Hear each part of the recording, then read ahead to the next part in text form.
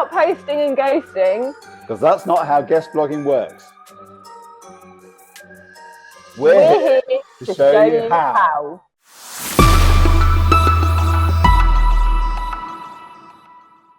Hey there, I'm Bex, and I help small business owners get more visible online by having a blog on their website. Hi, I'm Ben, and I help small business owners learn how to build their own website using WordPress, all without writing a single line of code. We are chatting all about guest blogging today, and I am super excited about that because I think that this is like a key strategy that people can use to help improve the visibility of their websites and blogs and a whole host of things. But before we get into it, I should probably quickly explain what guest blogging is because some of you may not know. So basically, guest blogging is where you write a blog post for someone else's site and they publish it on there. Or it can be the other way around. So someone else writes a blog post and they put it on your website. Excellent. So the three things we're going to talk about are SEO and visibility as benefits of guest blogging. Then we're going to talk about authority and credibility, also benefits of guest posting. And lastly, we're going to talk about strategy. What you should be doing, how you should be going about it. Yeah. So let's talk about let's SEO. kick off with SEO and visibility. Yeah, that's the biggie, isn't it? It is, and it's honestly it's the reason most people do it, isn't it? Yeah. If you boil it down, that's why they do it. Yeah, 100%. That's why I do it.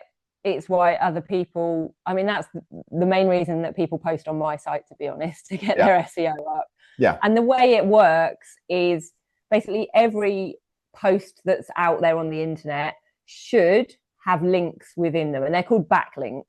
I don't know if you want to explain a bit more what a backlink is. They're called backlinks because they link back to your website. So you go and post on someone else's website, and you link back to your website, whether it's your homepage or another page on your website. That doesn't really matter, and that is going to have a beneficial effect, or can have a beneficial effect on your position in the Google search engine results. Yeah, that's the basics. In the sort of industry, they call it link juice because it just all this link stuff is going on in the background, and the more of those backlinks that you've got on other people's websites that point back to yours, it shows the search engines that you are a trusted source of information, and they are then more likely to rank your website. I mean, honestly, if you as many of these backlinks as you can get, you have way more chance of getting on like page 1 and 2 of the search engines if you've got that link juice going on. But it's not just about quantity, is it? It's about the quality of the sites that link to you. Yeah. So you can't just link anywhere, get links from anywhere on the internet and expect to have results. It does. No. There are a lot of cowboys out there that will just buy links left, right, and center, but it really does bite you in the bum if you do that because they can be really poor quality and actually do you more harm than good. Yeah. And Google doesn't like paid links, does it? No, it really doesn't. You get caught doing what it. I always look for, so there is something called DA, which stands for domain authority, and every website will have a rating of what their DA is. I think it goes up to 100. Yeah, and 100, I mean, to hit 100, you're going to have to be something like BBC or Good Food. You know, you're going to have to be like a really high up website. Yeah. You can actually go in and check what your website is. There's some free DA checkers. I'll put one in the description so that you can go there and check what yours is. If you have not been going for very long and you haven't got backlinks and stuff, your number is going to be quite low. I think mine for my most popular website is about 34, and it's been like that for years. But that's, I'd say, 30s, and if you can hit 40, that means you're in a good place, a really, really good place. And what I tend to do when I'm looking for guest blog spots is ideally you want to be posting on someone's website that has a DA that is higher than yours. Now, that might not always happen like that. We're also talking about relevance as well. Yep. But if you can find someone with a higher DA, your website is going to rank better. It's just going to look better than if you've gone with one that's like drastically lower than yours. Without getting into too much detail, ideally you want a link profile where you have a mix of different DAs, sites with different DAs. I mean, not all the same, because it looks too manufactured then, that you've only gone after a particular type of site or particular site with a particular profile. So you need a real mix. But I think as long as you're not going to be too fussy when you start, are you? You're going to be looking for links from anyone who will give you a link. Exactly. And I think if you're not doing guest posting at the moment, and then you start, you're still in a better position to have not been doing anything at all. Sure. So it's better just to see if you can get going with it. Yeah, exactly right. So SEO is the big one, but leading us on to the next point, it also is incredibly good at building your authority and credibility. And the main thing around that is, if you think about it, if you're writing a blog post on someone else's site, suddenly your audience has opened up to their audience. And that means you've got more eyes on what you're writing, and hopefully they're then clicking back to look at your website and are interested in what you're doing. Yeah. And also specifically, especially if it's a website which already has a great deal of authority, it's already trusted, and you're on there, that rubs off on you, doesn't it? That whole it looks good. It just looks good, doesn't it? Yeah, exactly. Yeah, and people trust it then. Yeah, so implicitly, they are more likely to hop onto yours. Yeah, without even thinking about it, they'll trust you, and then click onto yours, and away you go. Yeah, exactly. And then hopefully you've got a new follower then, and they might then come across to your socials. They might, it's then up to you to sell your thing well. And this is where, like, if you refer back a couple of episodes where we talk about what you should have on your homepage, that is where you should have a good homepage. Because if you've grabbed these people from someone else's audience and they're hopping back to your website and hunting around it, that's when you want to make it clear to them what it is you do. Absolutely. Yeah, absolutely. Now, we've both got experience of this, haven't we? Because we've recently guest posted on each other's sites. We have.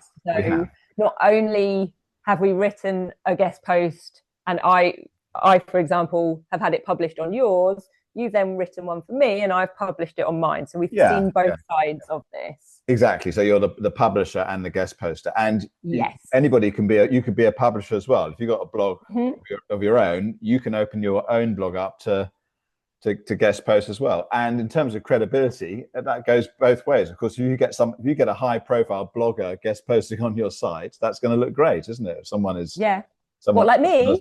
Well, yes, exactly. Someone like you. Why do you think I asked you if you wanted to post on my site? And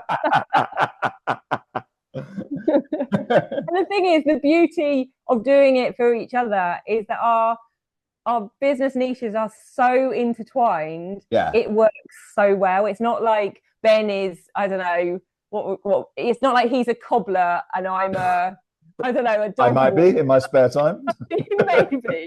But it's not like he's a cobbler and I'm a dog walker. We've just randomly posted. Our businesses are linked so well. It's really obvious. And there was we've only done one so far, haven't we? But there's an opportunity to do quite a few, because there's obviously, these videos are evidence of that, aren't they? There's quite a lot of crossover, so we can talk about. And we will put both of those guest posts in the links to them in the description, because then you can hop over and see how it works on someone else's site, but the person, that's a good example. Absolutely. Great. And that was a time when you kind of let me go a bit rogue on your site, didn't you? Yes. Well, this is the other thing, of course, is letting Bex log into the back end of my site.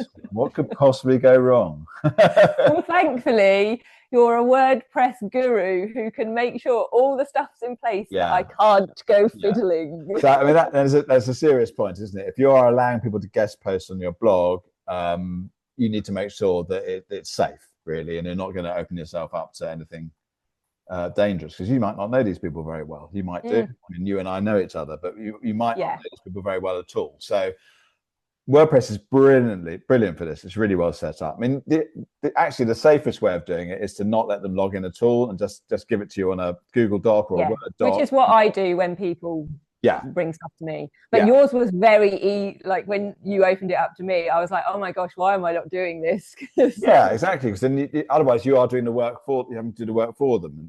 But you want people to do it themselves, don't you? So the way that if you want someone to log in, I mean, WordPress has different has different user roles, so you can set different permissions to each role so that not everyone has the same level of access. So if you own the site, you're an administrator, and that means you have access to everything. You can change the theme, you can install plugins, you can change the settings, you can do whatever you like. You can delete posts, you can edit them, you can put them in, you can do everything. You have full access to everything. But obviously you don't want someone guest posting to have that level of access. So there are two actually that I think you should look at. One is author, which allows people to only log in and work on their own posts. So write, edit, delete actually, and publish their own posts. There's another one which is called contributor, which is one level down, does all of that, but doesn't allow them to publish it. So they can go in there and edit it, but they can't actually hit go and make it live. So that gives you, if you want that level of control, that's really good. So it's you that presses when you're happy that it's, they haven't broken all your rules by posting something. Well, that's the thing. You kind of want your eyes when it's your baby. You kind of want your eyes on it, because they could have put all kinds of links in there to bad sites or whatever. Yeah, they could. You might not know about, or they could be writing about anything. They could be posting inappropriate content or stuff which is copyright protected. There's all that kind of stuff. So I think contributor is a good thing. Then you have the final say. Basically, they get in there and they can write it all. They can do all the SEO stuff, and they have all that access to that functionality. But you have the final say so whether it goes live or not. And you can then go back to them and say, hey, it's great, but can you make these changes, and then we'll publish it. So contributor is probably the one. I think there's other things you can do as well in terms of security. You should operate a strong password policy. So and there's a switch within the WordPress settings that allows you to insist that they use a strong password. There's a thing called two-factor authentication. I think that's also a really good idea. There's plugins which will handle that. I'll put some links in the description for that. WordFence, which is an overall security plugin, which is free. You should have that anyway. Even with the default settings of WordFence, it's going to make your website a little bit safer. That has a thing called two-factor authentication. I should explain what that is really. It's you probably come across it. It's when you actually have to put your username and password in, and then it says, can I have a 6-letter code? And you have an app on your phone which generates the code, and then you put that code in, and then it lets you in. And it's just another level of security. So I would recommend doing that. But then you're probably set up. I think if you've done all those things, you're pretty safe, I think. The only other thing I would say in terms of WordPress was it's not security related, but having a plugin like an author box plugin. Again, I'll put the link in the thing, so that the author can have their little bio and their picture at the bottom of one of the blog posts, and that looks after that automatically for you without again having to give them access to bits of the site you don't want to give them access to. Exactly. So I think that probably sums all that. The work. I think so. You do all that stuff, you'll be safe as, not safe as houses, but I think you'll be. It's good enough. It's good enough. As safe as you can be. Yeah, that's right. Yeah, give you some kind of peace of mind. Yeah, and I've already offered in my Facebook group. I think I posted something and I said, like the first few people to comment, you can guest post on my site, and a couple of people took that up. And so they were able to guest post on my site, and we thought we would like to offer that to anyone watching this video as well. Yes, we did. as a good opportunity. So yeah, we are saying that the first 5 people that comment on this video, if you would like to produce a guest post that we can then publish on one of our websites, because we've got a variety between us, we find the one that is most relevant subject wise, we will give that opportunity. But you've got to comment. But you've got to comment. You've got to comment. Yeah, that's what we're after. You have got to comment. Yeah. And then the point I do really want to make is that guest posting isn't a quick thing. Like, you aren't just going to post on someone else's site and immediately all this link juice is just going to be like flowing and you're appearing first search on Google. It doesn't work like that. It is 100% a long-term strategy, which is always the case with SEO related things. It's never a quick fix. And I think what you have to consider is that it's not a quick process, guest posting. You have got to go out there and find the right blogs to be posting on, which is going to require a bit of research. Like, you're going to have to do some Googling, find any that are in your niche, do that DA checker to check what their domain authority is, have a look around. Most of them will have, like, either in the About Us or a Work With Me section, it will say whether they are open to guest posts. Probably worth you connecting with them on social media and sparking up conversation, not just dropping into their inbox and saying, hey, I want to write a guest post, because there's a whole ton of people out there sending emails like that, and you are just going to go into spam. It's not going to work. I get them all the time. People emailing me. So, and I never. You have to be genuine. Yeah. No, you have to be genuine, and you have to actually look as though you want to make a connection, and there's something in it for them as well that you're not just taking. Absolutely. And it is about building relationships, isn't it, really? And you should be thinking, rather than sort of posting and ghosting, it's not about, you should be actually thinking about developing connections and building relationships with people. As a longer term strategy, that's going to be much more effective. So 100%. And that kind of falls into how, like, so you are going to be pitching to people, which may make you feel slightly uncomfortable, because it can feel uncomfortable doing that. But if you're sure, you're going to have already have an idea in your head about what a post would be about that you're writing for them. So you need to suggest that. You can't just go in there and say, oh, I just want to write a guest post. You're going to have to say about whatever, because I think this would be useful for your audience, or I think this is missing from your website, or something like that.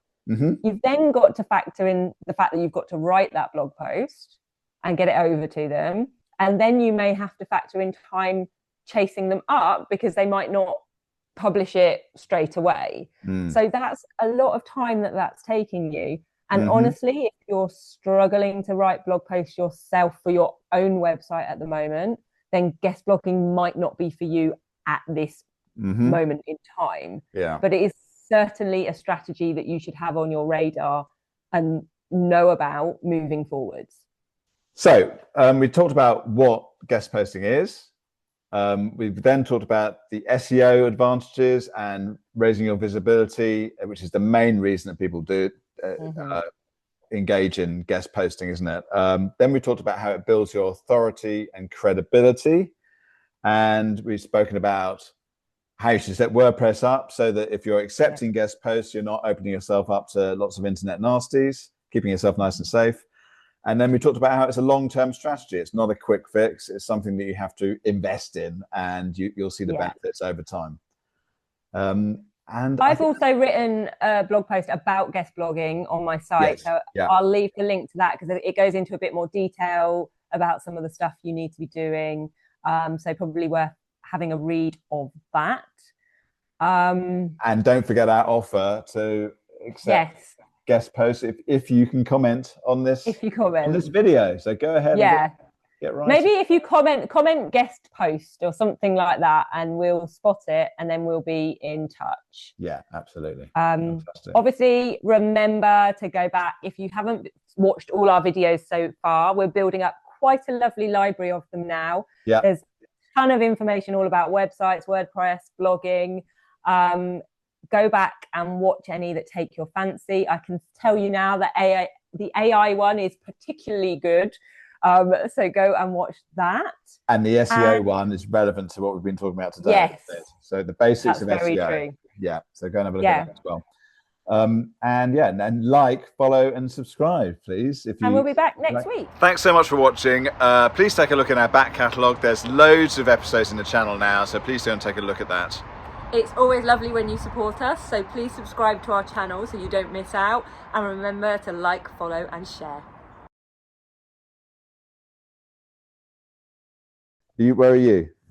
Underneath Underneath what? my laptop. Okay. Why are you down there? Okay. Are you ready? Is that how you're going to start off?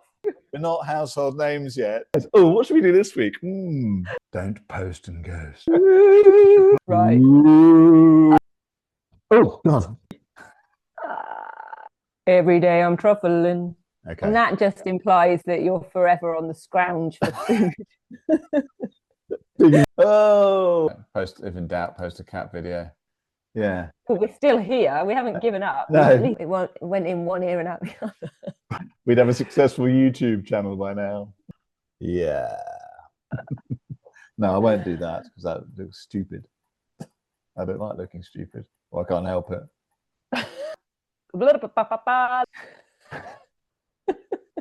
There's an edit coming in here. We got this far. I'll cut it at that point. Right. Yes. I've got main character energy and you're just a bit part. I know. I just sit there going, yeah. Why are you chuckling? I don't know. I find you funny. I am quite funny. Idea. You want me to mime it? You always do it through the interpretive dance. Dance. You going to talk about that? Not really. YouTube. Are you YouTuber? Is that your full-time job? All right. Bye.